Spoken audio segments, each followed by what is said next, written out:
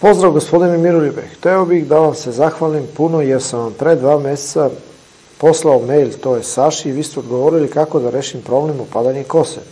To sam vas pitao za mog prijatelja. Uradili smo onako kako ste vi rekli i kosa mi se u potpunosti vratila. Nema nigde više mesta gde je opadala. Hvala vam puno. Recite mi način na koji bih mogao da vam se zahvalim.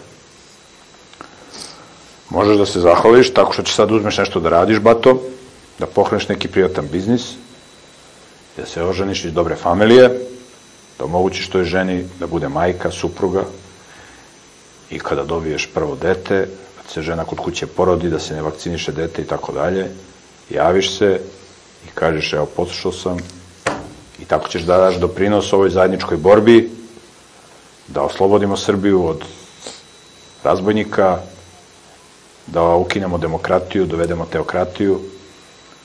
Znači, eto, tako možeš se zahvališ, tako što ćeš da radiš na sebi da budeš bolji čovjek i da doprineseš i da pomogneš borbi da država bude jača, da bude Srbija bolje mesto za život nego što je sada.